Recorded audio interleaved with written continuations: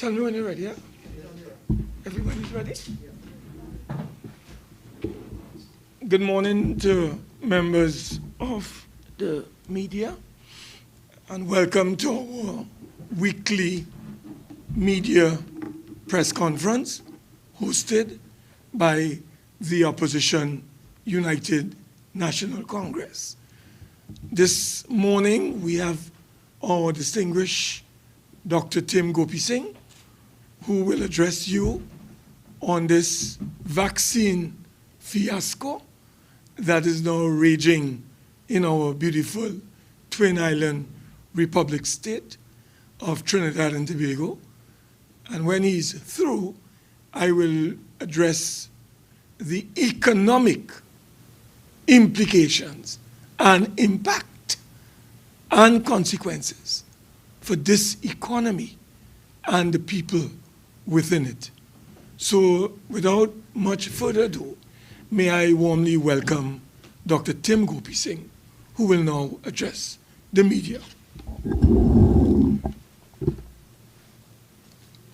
Thank you very much, Senator Mark. Good morning, members of the media. Good morning to our viewing and listening audience. As Senator Mark indicated, I am going to deal with the issue of the vaccine situation in Trinidad in contrast to the rest of the world, what is happening here. Our country, Trinidad and Tobago, is at this moment at a critical and dangerous juncture in our continued serious endangerment to the lives and health of all our citizens. And this has resulted grossly from the serious incompetence, the non-performance, the neglect by the Prime Minister, his government team, and the Ministry of Health and the Minister of Health. Where are we at the moment? The world deaths are approximately 2.7 million now. The infection rate is about 127 million citizens worldwide have been infected. Trinidad and Tobago is close to 8,000 who have been affected and 142 deaths. Prime Minister Dr. Rowley, his health minister, and this government, I want to say this morning, have been abject failures and have created and continue to create a monumental disaster with the whole management and the policies and procedures that they have put in place to deal with this COVID-19 infection. And particularly now, the sourcing of the vaccines has been an abysmal failure. We are now ranked 143rd worldwide in testing, 143 worldwide in testing per million population. Every Caribbean country ranks better in testing, with the exception of Haiti and Suriname. Trinidad and Tobago stands at 89 in terms of deaths per million. 64 countries are better than us out of the 220 countries worldwide that are experiencing COVID infections. Where are we? Our death rate is about 101 per million population deaths. We stand 85th in terms of deaths per infection at 1.78%. Jamaica, of course, has 545 deaths, Haiti 251, Bahamas 188, Guadeloupe 165, Trinidad and Tobago 143, Montserrat 1, Grenada 1, St. Vincent 10, Antigua and Barbuda 28, Bermuda 12, Barbados 40, etc. So we have 142 deaths and it's climbing on a daily basis. What is the solution to prevention of hospitalization and deaths? It's the vaccine. But while the imbroglio with the vaccine situation it continues and rears its head on a daily basis. Our Prime Minister sat back and just allowed the issue of our decision to enter the COVAX arrangement and possibly get the vaccines from COVAX, and sat down and did nothing further to it. While the rest of the world and the other Caribbean countries, when Prime Minister Modi was at the United Nations in September, telling the world that we are going to be manufacturing on a large scale and India is prepared to help countries worldwide, and he termed it, in a particular Indian terminology, Indian language, the India Gayatri. So where was Prime Minister Keith Rowley when the Indian Prime Minister was speaking at United Nations? And he recently said that he learned about India's vaccine from the doctors. How can one leader of a country make a statement like that and say that you are now hearing about the India vaccine from the doctors of Trinidad and Tobago? Really, who does he think that he is trying to fool with that statement? When his Minister of Health knew that they had received 2,000 vaccines from Barbados, he knew that the Barbados Prime Minister had written Prime Minister Modi in January 23rd. He knew that Dominica Prime Minister Roosevelt Skerritt had written asking Prime Minister Modi for vaccines, but he sat back. That is his normal laissez-faire attitude, nonchalant attitude, and expect things to happen. And Trinidad and Tobago citizens are now paying the price for it. Then he went further, knowing fully well Barbados, Dominica, and a number of the Caribbean countries were asking for vaccines to secure their population's health and to save the lives of their citizens.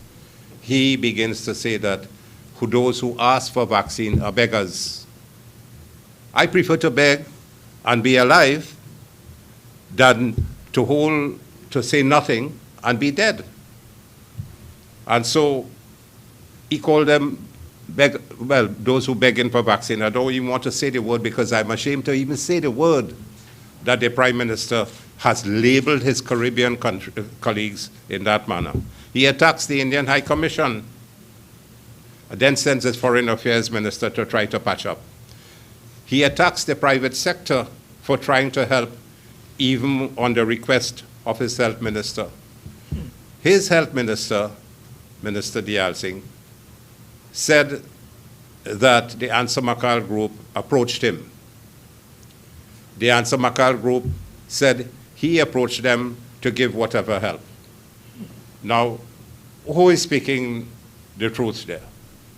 Is it Anthony E. Sabga III saying that Minister Diyal Singh approached them to assist in procuring the vaccine? And Minister Diyal Singh knows fully well that he did approach them. But why does he continue to say the gross untruth? To suit whom? To suit himself? You are taking an organization that has been a pillar of strength in Trinidad and Tobago and the Caribbean and trying to say negative things about them. The question is, who is speaking the truth? Is it Anthony E. Sabga III on behalf of his family's business, his business as a whole, the Ansar Makal Group, or is it Minister Diyal Singh? And why does Minister Diyal Singh now want to go and try to patch up with the Ansar Makal Group? Because his conscience is dictating to him that he said something wrong. And then further to that, the Prime Minister continues to lambast the organization, and yesterday saying that no private sector organization could go and get vaccine and could go and purchase vaccine. He is deadbeat about that. That is not necessarily so. So he is now further attacking the Ansar Makal Group, saying, well, you couldn't get vaccine in any case, so what you're talking about, you're going to help the country to get vaccine. Then he speaks about vaccine apartheid. this Prime Minister just thinks along the lines, I cannot, he's my friend, I know him for over 50 years, but I cannot fathom that my friend will be this way. We lived and dined together. Why has he got to go down this way? It is dangerous politicking. He's race baiting. He's making divisive statements. He calls people charlatans. He chastises the business community. He continues to search to blame someone for his failures. And everyone knows from the inception in January 31st, as a doctor for 45 years, I sat before the television and looked at China's television. I looked at Al Jazeera. I looked at CNN. I looked at MSNBC, etc. And I saw what was happening in Wuhan, China in November 2019. I was alerted mentally to the issues. So I brought, with the concurrence of the then leader of the opposition, Mrs. Bissessa, to bring a motion before Parliament for discussion and a debate on this matter that is coming on January 31st, 2020. That's the same day the President decided to announce that this vaccine, the COVID-19 infection, is serious. I believe I raised the motion on 2 subsequent occasions for discussion in Parliament, and twice it was raised in the Senate. And this PNM government failed to even entertain the thought about discussing this as early as January, February 2020. And this is one of the reasons we're finding ourselves in this dilemma at the minute. Then the leader of the opposition asked for a meeting, for a bipartisan meeting with Prime Minister Rowley. And subsequent to the meeting, he reacted negatively to that request, but subsequently he decided that he will have the meeting and then tried to chastise the 3 doctors who were at the meeting. That is the nature of the Prime Minister and his behavior. Then yesterday, he began to race bait again. He speaks about the rise of the COVID vaccine in Caroni and Penal. Does he have something, attachment down there in terms of wanting to speak negatively about Caroni and Penal? I've lived 45 years in Port of Spain since I came back from university, playing cricket and so on for Trinidad. What does he have against the people of Caroni and Penal? I live here. I see what is happening in North Trinidad. I live here every day. And what is happening here, you see a flaunting of the laws and the rules. Why you have to pick on Caroni and Penal? It is in the psyche. I believe the Prime Minister is in a dangerous situation mentally now. And I'm worried about him as a friend of the past. I still consider him my friend. He berated the opposition team on meetings. Then, in the run-up between last year and now, when we spoke about the under-testing, the Minister of Health began to blame CAFA. He said that CAFA didn't have enough kits. Speaking the untruth, they had a deliberate under-testing policy to show that the incidence of the disease was low, and therefore they could have won the election because they did a good job. They did an abysmal job in the run-up to the election because they were hiding figures. They did not have adequate personal protective equipment.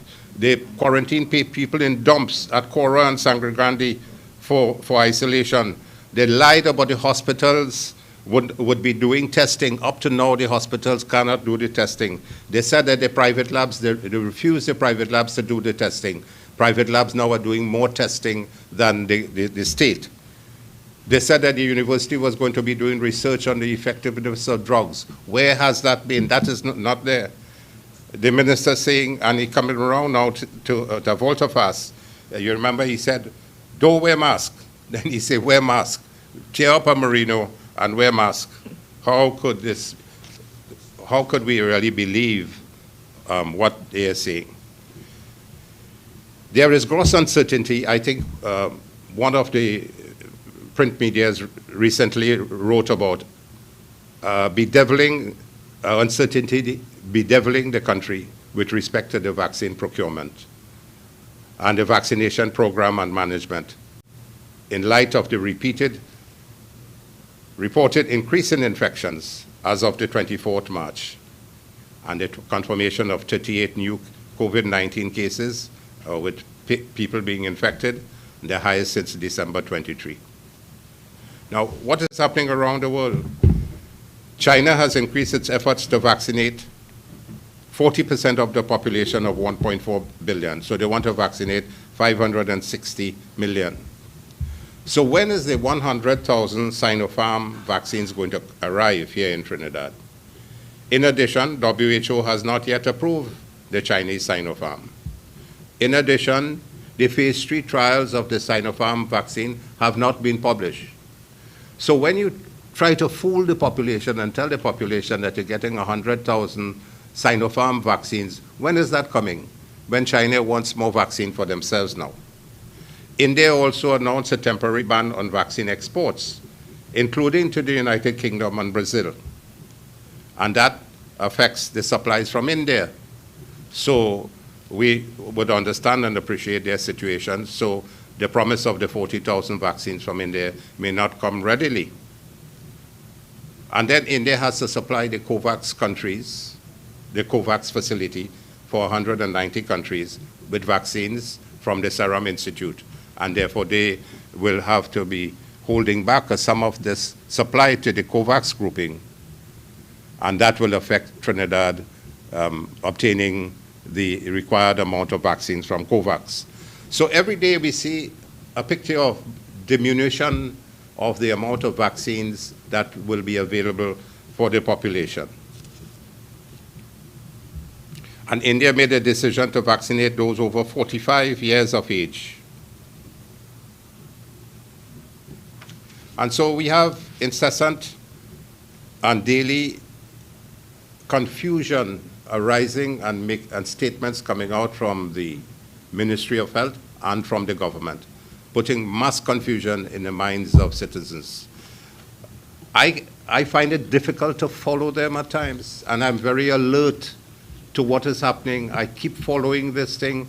I have been reading the literature. I mean, I had COVID myself, so I know the pains and suffering of people. And so I have become very alert to what is happening globally to this. And this Prime Minister and his Minister of Health sat down and sat back and did absolutely nothing when the rest of the world, since 2020, mid-2020, began to work with manufacturers of vaccines, even though when they were not WHO approved, to put in their order for vaccines. And even as January 2021, when Barbados and Dominica and St. Vincent and so on were asking other countries for help, Trinidad and Tobago sat back, and Prime Minister Rowley and his Minister of Health sat back and said absolutely nothing and did absolutely nothing to obtain more vaccines. You know what's the situation worldwide now in terms of vaccination? 486 million vaccines have been given already, 486 million. USA 130 million, China 82 million, EU 60 million, India 52 million, UK 31 million, Brazil 17 million, Canada 4 million. Barbados gives 61,781 already. Bermuda 34 have been given in a small country like Bermuda. Malawi was one of the poorest nations in Africa with a population of 18.5 million people, have now receiving 360,000 COVAX vaccines. COVAX supposed to get 700 million vaccines for 190 countries. You know, that is a small amount for countries around the world. Then, obviously, Prime Minister Mia Mottley of Barbados, while even Prime Minister Rowley is head of CARICOM, she made the appeal to go to the African Council support system to ask for some help from those countries, from that grouping. But that grouping has to get their vaccines from COVAX as well. So once the COVAX grouping vaccines fall, all of these will fall. And you know, COVAX supposed to get 700 million. I think Bermuda already gave out 34,000 vaccines. Thanks for the correction, Senator Mark. Now, vaccines to be provided to, India made an order for 2.2 billion. The EU, 1.8 billion. USA, 1.2 billion. United Kingdom, although with a population of 260 million, they want 417 million. China, 300 million. And they have pre-purchase agreements of AstraZeneca has purchased pre-purchase agreement of 3 billion doses of vaccines. Novavax is going through a phase 3 trial and is the second highest. Let me just give you some information on drug manufacturers with the highest number of ordered COVID-19 vaccine as of March 2021. AstraZeneca has an order of 3 billion. So Prime Minister Rowley now can't say, well, he's having bilateral discussions and negotiations with some of these when they have an order for 3 billion already. Novavax, 1.4 billion. BioNTech, Pfizer, 1.2 billion. Moderna, 816 million. They have that on order. The people have ordered. Sanofi, GlaxoSmithKline, 712 million. Johnson & Johnson, 368 million. Those are the orders that they have to fulfill. And Sinopharm, 230 million. And even going further, as of March 26, 2021, there were 1,119 drugs and vaccines in development targeting the coronavirus by GlaxoSmithKline, with 9 drugs and vaccine targeting COVID-19. We want to ask the Prime Minister today, when he spoke about COVAX, how much has he paid COVAX grouping for how many vaccines? At 1 minute, he said you're getting 30% of the vaccines, 30% of your country's amount, which is 30% of 1.4 million is about 420,000. Next, you're hearing 100,000. So where are we? Does he really understand and appreciate what he asked for, what he paid for? Does he really know? So we got 33,000 from COVAX. They said by May, sometime in May, we'll get another 77,000. So now the infection started in January 2020. Now 1 year have passed, a second month going, 1 year and 2 months in May, and we don't know where we are. 33,000 vaccines. Then we don't even know whether we'll get the other 77,000 that there was promised through COVAX. This country, one of the media newspapers had an Instagram polling, and it showed that 83.9% dissatisfaction. And the question was, do you think progress is being made fast enough to secure COVID-19 vaccines for Trinidad and Tobago? 84% showed total dissatisfaction. That is where the people of this country, and that is what they think of this government. This government believes the end game is closed. Borders, stranded citizens, lockdowns, driving people out of business, chaos, and where there is a complete failure of leadership and duty of care for the citizenry. The minister yesterday showed that he is unclear of how many frontline workers he has in his Ministry of Health. He's calling only doctors and nurses.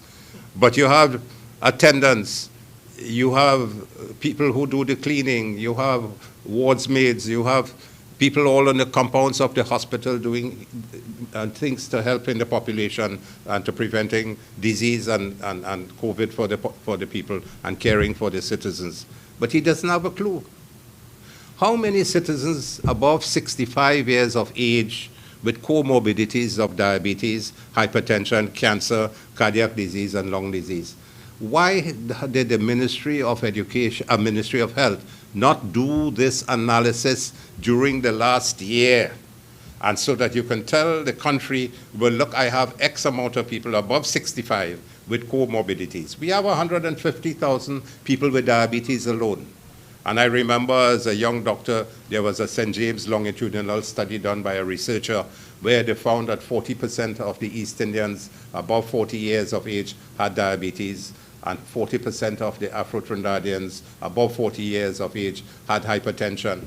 We really don't know the true incidence at the moment, but the work's supposed to be done. So he's going to give the vaccine to the people in the clinics who with diabetes or hypertension. What about those who have the disease and outside the clinics?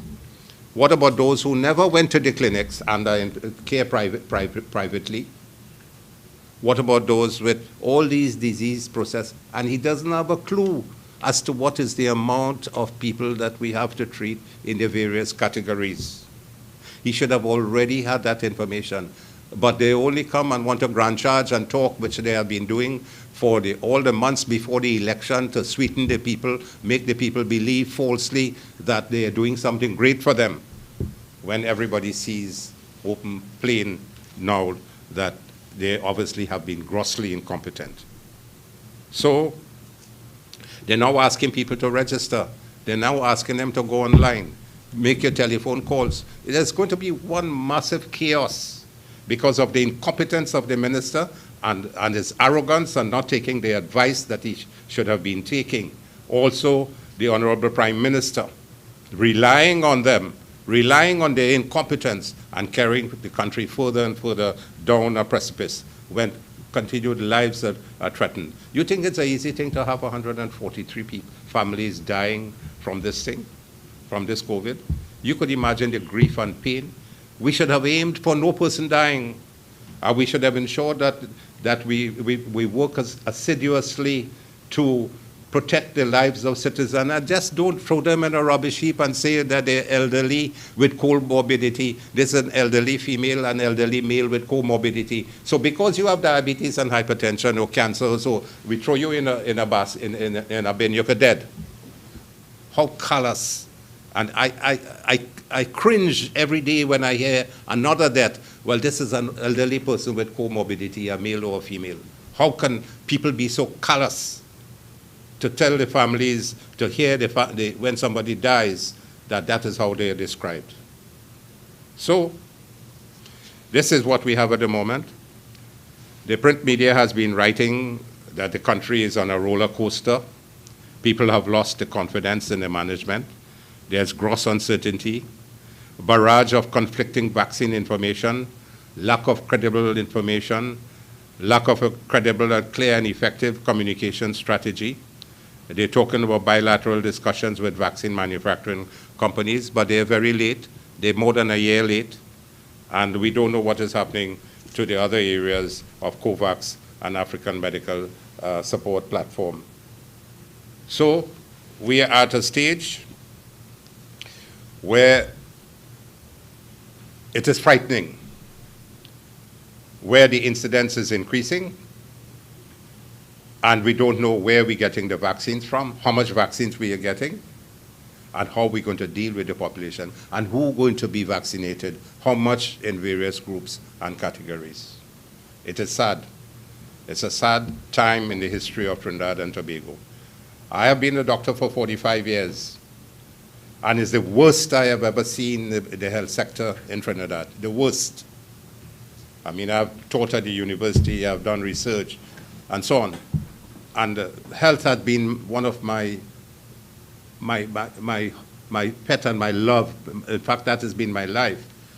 And it is sad for me to sit down here this morning before the nation and say to the nation that I'm extremely bewildered and sad about the current state of healthcare and the current state of what this government is not doing for the people of Trinidad and Tobago to prevent more deaths from this dangerous COVID-19 infection. Thank you very much. Thank you very much, Dr. Tim Gopi Singh. Brothers and sisters of the media, there can be no doubt in anyone's mind that there exists a direct, inescapable, unpredictable relationship between the rate and quantity of vaccination and the opening up of our national economy so we can trigger economic recovery and thereby promote economic growth. The economy is not only about numbers. It is about warm bodies, living human beings. And the monumental failure on the part of this incompetent and clueless, Rowley-led administration to embark on a massive and nationwide vaccination program, just as was done in Israel, is posing a clear and direct risk to all our citizens and also the very existence of those citizens, not to mention the competitivity of our businesses and those businesses' ability to rebound post-COVID-19. The indefensible and inexcusable failure of this bankrupt, Rowley-led government to simply engage in elementary forward planning is going to lead this country into a further catastrophic contraction of its national economy. It will generate poor and weak levels of investment. It will worsen our country's foreign exchange crisis. It will escalate the growth in the costs of doing business, coupled with the worsening of the ease of doing business. It will lead to rising and uncontrollable increases in the cost of living and the consequential rise in the level of poverty in this country.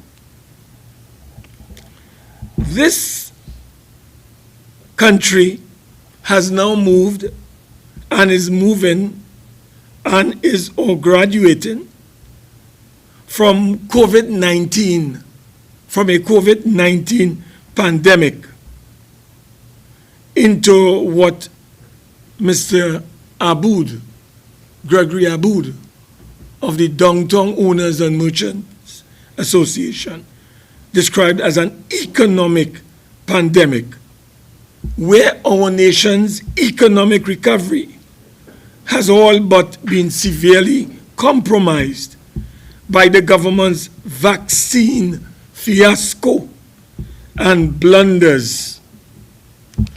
Members of the media, I would just like to remind you, in the March 26th, 2021 monetary policy announcement by the central bank, even the central bank has recognized, and I quote, the pace of implementation of national COVID-19 vaccination programs is expected to have a strong influence on the growth rates in individual territories. So even the central bank has recognized that a proper vaccination program is essential for economic recovery, for the reopening of our economy, for the generation of economic growth.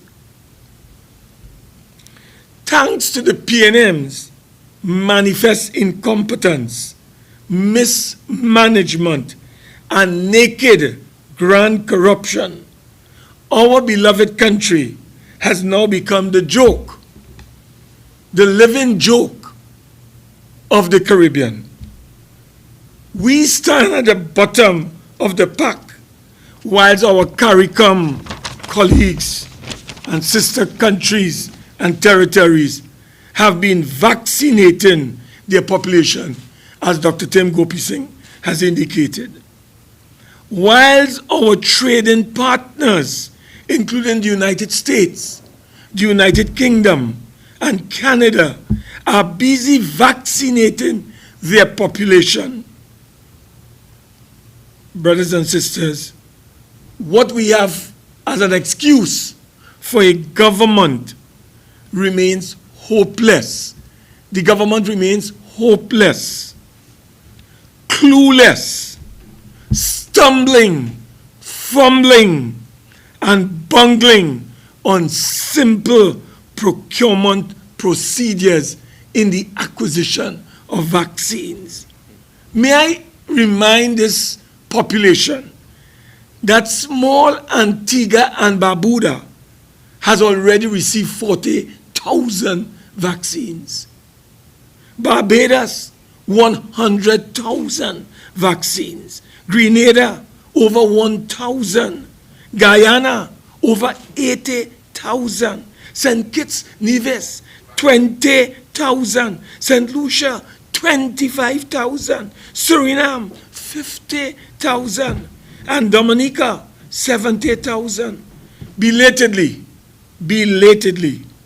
Trinidad and Tobago is to receive some 40,000 doses, courtesy the government and people of India, of the AstraZeneca vaccines. Dr. Rowley, as chairman of CARICOM, we should ask him, as the chairman of CARICOM, why was there not a unified approach to the government of India or to any other supplier as a CARICOM body? Why? You are the chairman of CARICOM. The fact is that each government of CARICOM wrote the Prime Minister, that is Moody, requesting support in the battle against the pandemic to save their citizens and to save their economies. We did not do it. It was a last-minute attempt, and it came only as a result of our leader, our alternative Prime Minister, the Honorable Sister Kamala Prasad Bisasa, writing to the Prime Minister of India. Brothers and sisters, this has been a massive fiasco on the part of this incompetent and clueless Rowley-led administration. And only the people are going to become victims of this poorly executed strategy and policy in respect of the acquisition vaccination program. This is totally unacceptable. My brothers and sisters, in opening up our economy, which we have to do, the Prime Minister has already said, don't ask me for no money. Any more grants, don't ask me for any more grants. Businesses, don't ask me for any support. I have no money. You see, the elections are over. All the billions of dollars he took from the HSF, no accountability. Look, in the United States, Biden just got through with a 1.4 trillion package, I think 1.7, 1.9 or 1.7 trillion package. There is accountability for every check that goes in the mailbox to citizens.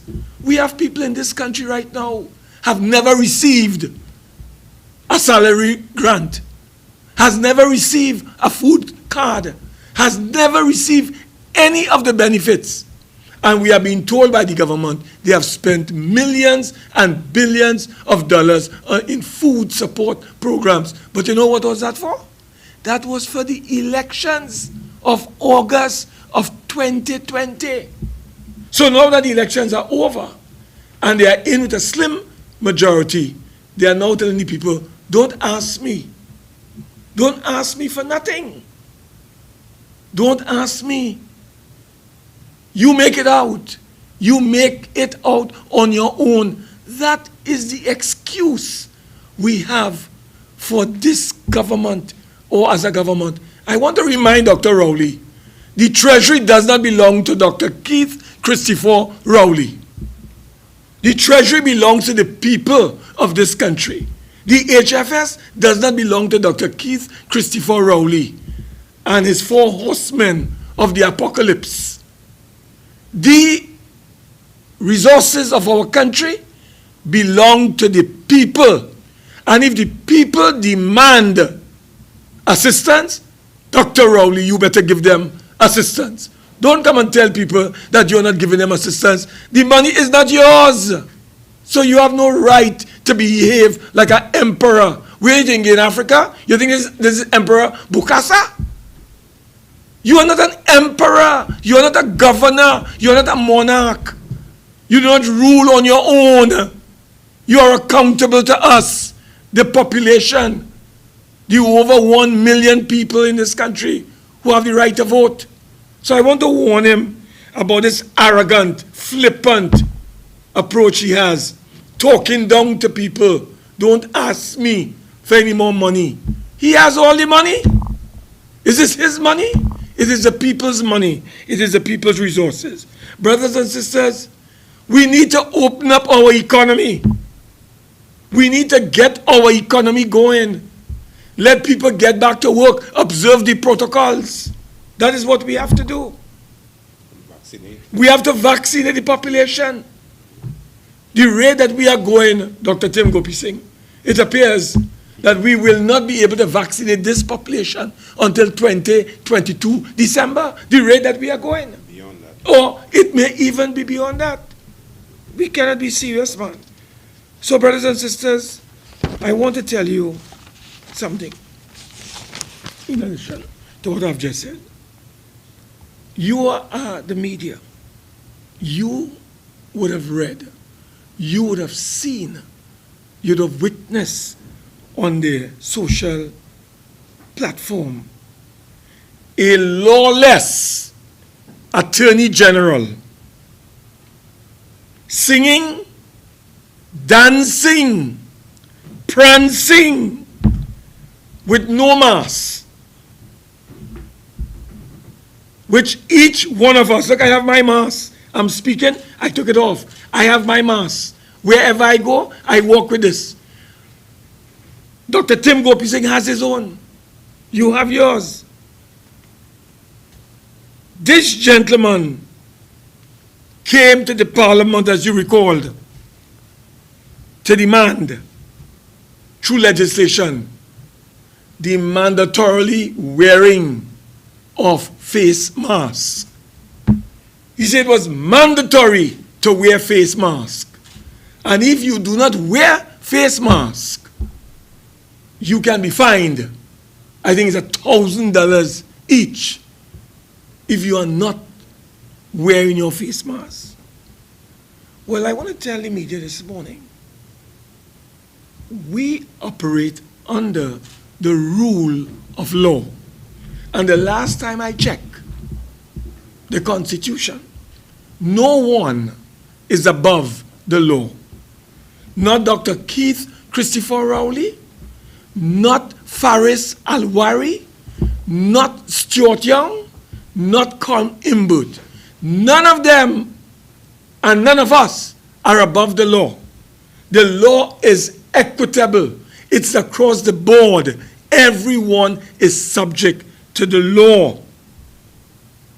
And this is why we found it very strange that this individual who brought this amendment to the legislation on the public health ordinance without any regulations to accompany those changes and demanded and got the majority because we supported the legislation to insist that every single citizen wear masks.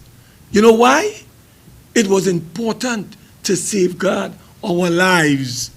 It was critical to ensure that we promote our livelihoods by ensuring that the economy of our country continues to function.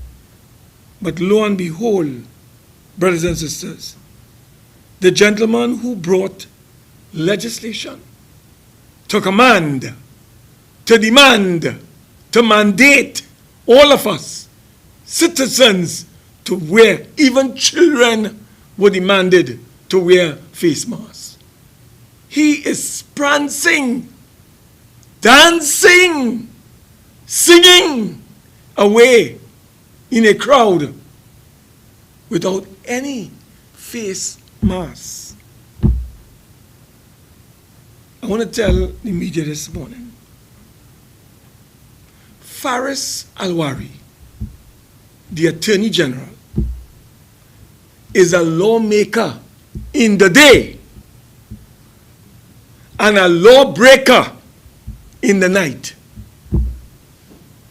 A lawmaker in the day and a lawbreaker in the night.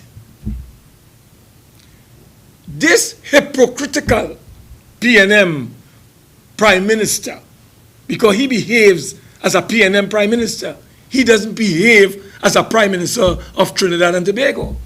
He has a conversation with the people. Where does he have it? At the people's expense, in the St. Joseph constituency. Who is the MP for there? A PNM called Terence Yal Singh. But he's calling that a conversation with the Prime Minister. Look, let me be serious now. That was a conversation with the political leader of the People's National Movement in a constituency that they are in charge of. But he mama-guyed the population. And he went on further yesterday to further mama-guy us when he was asked by you, members of the media, Mr. Prime Minister, you always here lecturing down to people. Wear this, wear that, behave this way, that way. Don't do this, don't do that, like a monarch and a governor and an emperor. When he was asked yesterday about the conduct of his minister, the Attorney General, it takes two of them to form the government. Two of them to form the government. What are your thoughts? What are your views on Mr. Faris Alwari's behavior and conduct in exposing himself and others to danger by not wearing a mask? The Prime Minister simply responded by saying, I am disappointed.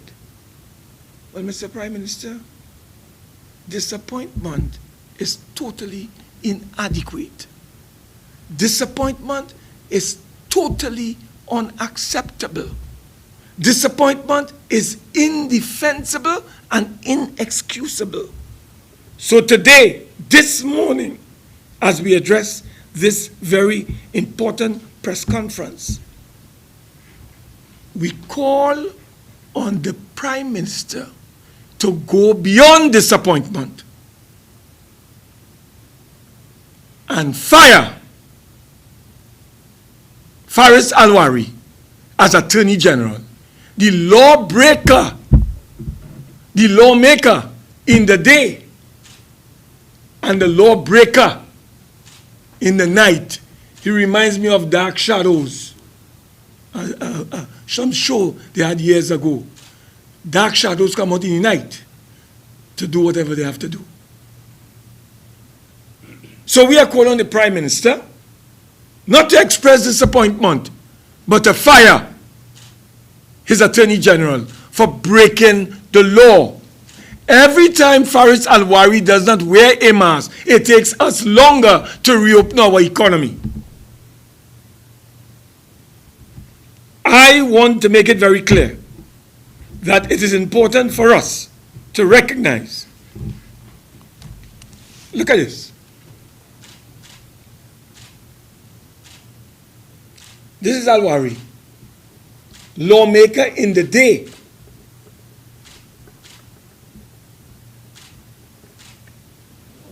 And lawbreaker in the night, in the evening, at nights.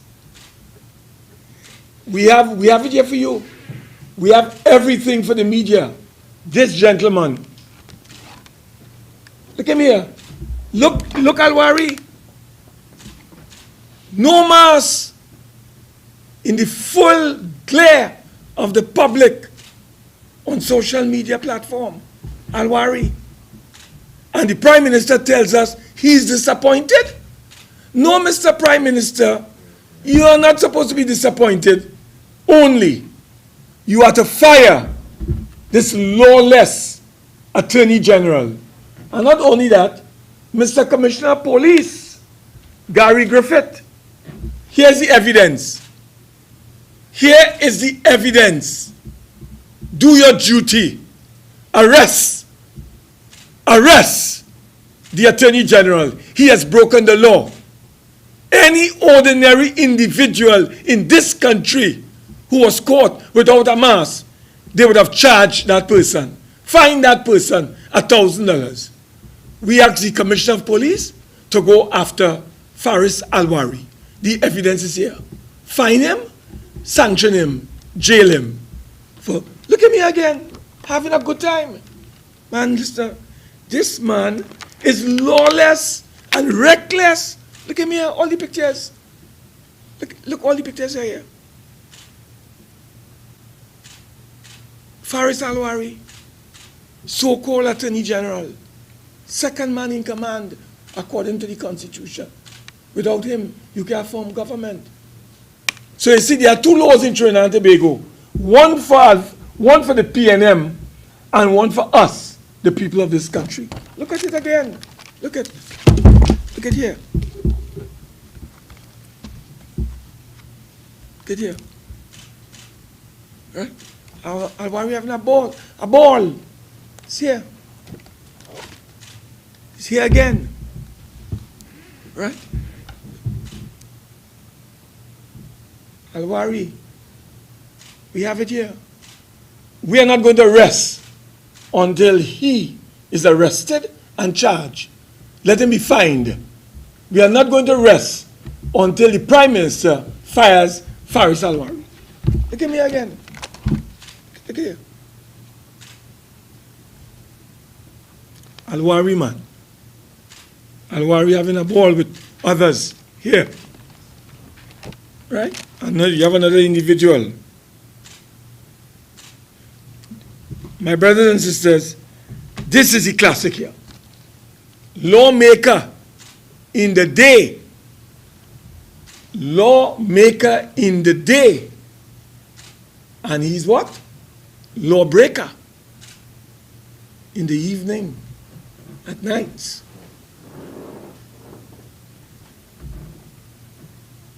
We rest our case on this government. This government is not only a two-tongued government. Speak from both sides of their mouth. This government is a clear and present danger to our democracy in TNT. They want to do whatever they want, whenever they want, however they want, and we the people must accept it. Dr. Rowley, we're not accepting this. The United National Congress speaks on behalf of the people of the Republic of TNT today and as always. We are protecting, defending, and safeguarding your rights. And we demand that you fire Faris Alwari. And we demand that the Commissioner of Police, with the evidence before him, the evidence is here, let the Commissioner of Police go after this gentleman. Look at me here, smiling without mask. He's right here, smiling. He doesn't care. Members of the media, we will pause at this time and entertain any questions you may have on these matters. Thank you so very much.